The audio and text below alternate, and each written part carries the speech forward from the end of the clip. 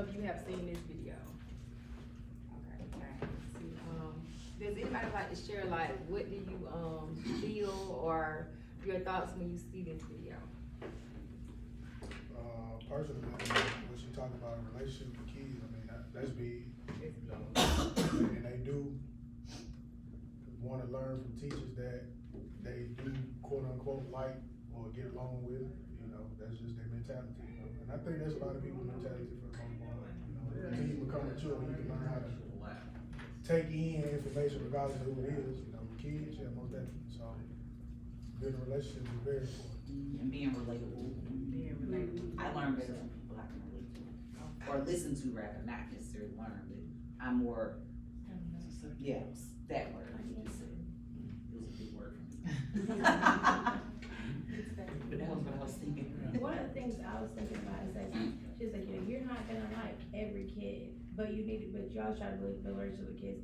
One thing I learned early on is we may not be able to connect with every kid, but if it's at least one kid, you made a difference. You know, and every year as one kid becomes more, and those connections and relationships, they kind of spur off, you know, to other kids, and they, like I have this kid that I just happen to be correcting her in the hallway, and we just formed this relationship, so now she looks for me. And it doesn't always have to be that you're teaching them either, it's just someone that's relatable in the building, period. Right. Good discussion, good discussion. Yeah. Yeah. Also, I mean, you gotta sometimes, you know, put yourself in their position sometimes, you know, reflect back when you were that age. It doesn't mean that you did everything that you witnessed. It doesn't mean that, you know, you can absolutely relate to every scenario personally. But, you know, kinda, you know, stepping outside of, you know, the position you happen to be in as the adult or as the teacher, as the facilitator for the moment, you're just kind of trying to see it sometimes, you know, from their perspective or, you know, through their eyes. And then it may make it just a bit easier to make some of the corrections or to advise or to sympathize, you know, or, you know, and just simply, you know, correct what needs to be corrected in some of those particular cases. How do you think we, ensure that every student, like she was saying, every child wants to feel like a champion? Here, do we, ensure that every child feels like a champion? Or do we try to ensure, you know?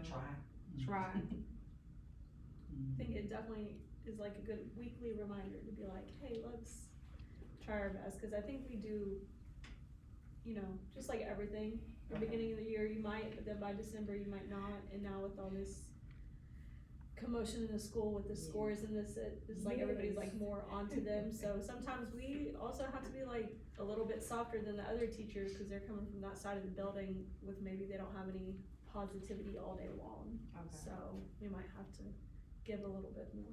Give a little bit more, okay. Inside of your classrooms, how do you create engagement, for your students, for that relationship piece?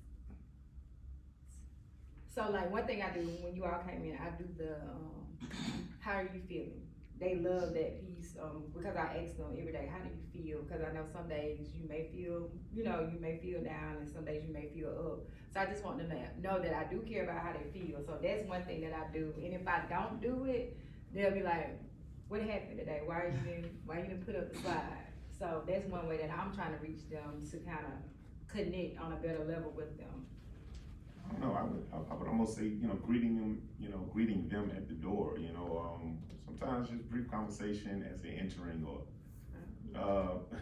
you know, they may have some, you know, off the wall question that needs to change, or what's going on, and that sparks a little conversation or a little comedy or a little exchange, and somebody else might pick up the tail end of that, and, you know, before you know it, you know, you just kind of warming up, you know, getting yourself ready for whatever the environment requires.